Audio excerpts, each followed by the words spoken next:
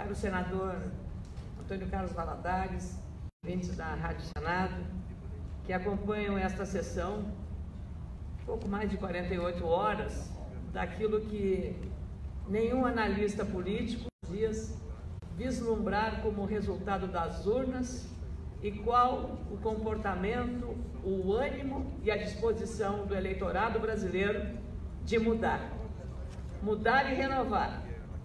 Exatamente na contramão do que aconteceu domingo, é o que os analistas falavam. Não haveria renovação porque o fundo partidário, financiamento público de campanha, determinaria a manutenção dos parlamentares já presentes no Congresso, alteração na composição congressual, seja na Câmara, seja aqui no Senado Federal. Até porque os deputados federais, os deputados estaduais, melhor dizendo, não tiveram acesso a essa financiamento público de campanha que foi aos comandantes e aos líderes partidários. A sociedade está dando um recado muito claro.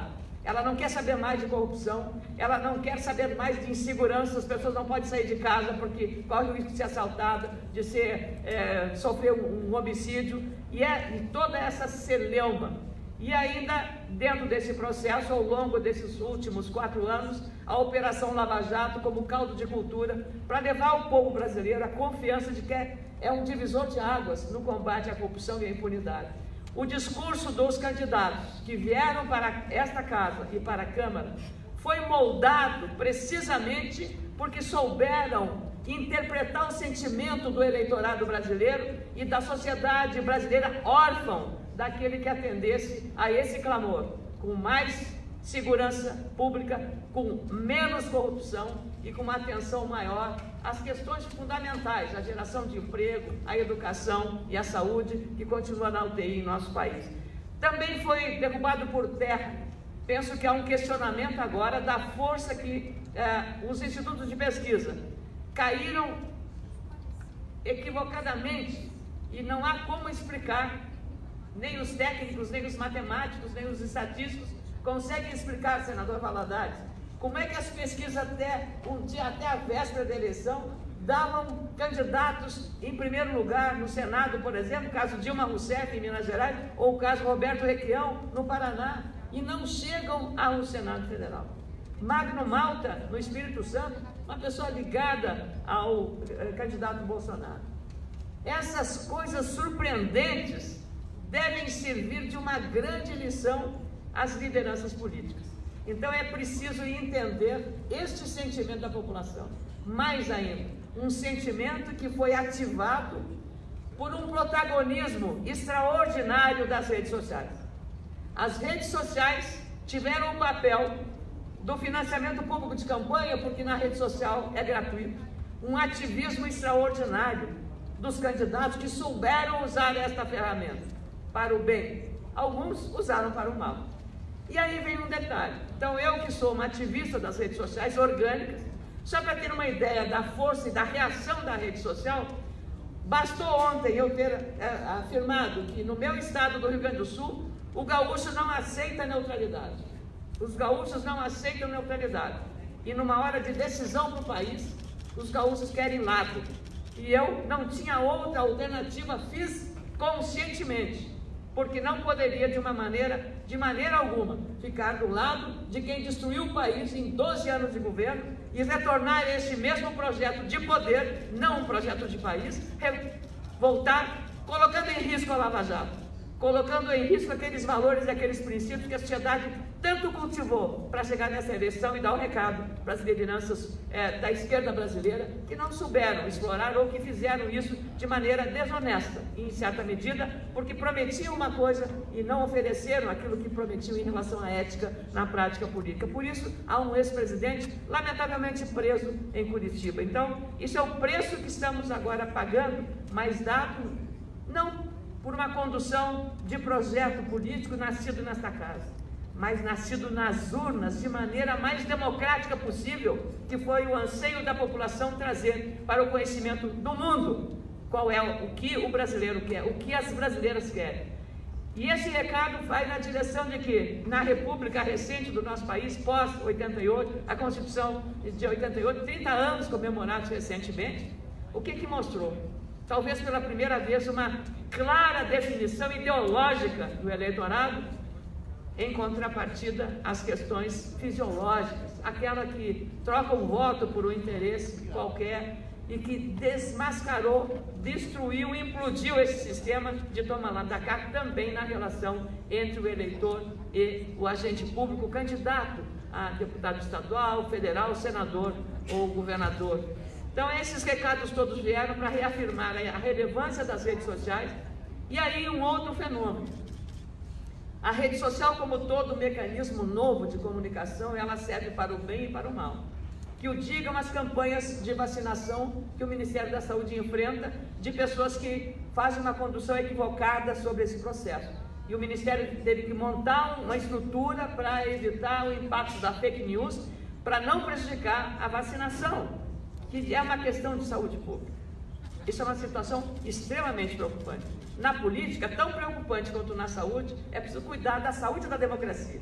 E a saúde da democracia pressupõe o respeito entre os adversários. As redes sociais também foram usadas. E a famosa fake news, a notícia falsa, teve em muitos momentos um grande peso para contaminar a discussão e o processo. As fake news vieram para detonar, para destruir e arrasar o adversário, não importando como fosse feito. Lembro muito bem que o Tribunal Superior Eleitoral fez um movimento, e eu presido a Fundação Milton Campos, fizemos um seminário aqui no Interleges, e que, para minha alegria, vieram ministros do TSE, vieram ministros do STJ, vieram ministros ligados à questão do controle da eleição, veio o presidente da OAB, Cláudio Lamáquia, porque também a OAB é interessada que está em evitar as fake news no processo eleitoral. E veja só, todos os partidos firmaram acordos com a Justiça Eleitoral para trabalhar corretamente combatendo as fake news. O único partido que não assinou esse documento foi precisamente o Partido dos Trabalhadores. E ele, que se valeu muito das fake news, agora vai à Justiça Eleitoral, vai lá na Justiça Eleitoral para reclamar do peso das fake news. É aquela história. Pimenta no olho do adversário é colírio. Agora está sentindo o impacto daquilo que ele usou contra os seus adversários. Eu fui vítima do PT, porque a candidata a vice na chapa de Fernando Haddad fez uma fake news a meu respeito, quando eu aqui nessa tribuna estava criticando um discurso em que uma senadora do Partido dos Trabalhadores havia feito um manifesto na TV Al Jazeera, cujas relações com o mundo árabe e com os movimentos islâmicos é muito forte, é reconhecido internacionalmente, e eu havia dito que ela estava fazendo um apelo que a Al-Qaeda, os movimentos ligados ao mundo islâmico, que são os terroristas do mundo islâmico, poderia estar eventualmente pedindo a eles apoio para vir para o Brasil. Fiz uma analogia que politicamente é aceitável numa hora de embate como esse, mas ela tratou de fazer disso uma fake news que eu havia confundido todas as coisas. E é exatamente aquilo que eles fazem. Eles agora não estão sentindo o preço e o peso desse veneno que eles também aplicaram contra os seus adversários. Então, o peso das fake news, caros colegas senadores, senador Mário Mota, senador Valadares, senador Lazinha Martins, todos eles agora estão sentindo. E é preciso uma vigilância, claro, do eleitorado para saber separar o joio do trigo. E é exatamente, eu queria... É preciso separar o joio do trigo nessa questão relacionada às fake news, às notícias falsas, das verdadeiras informações que o eleitorado precisa receber através das redes sociais. Bastou que eu dissesse ontem, senadores, que o Rio Grande do Sul não aceita neutralidade e que eu precisava tomar partido.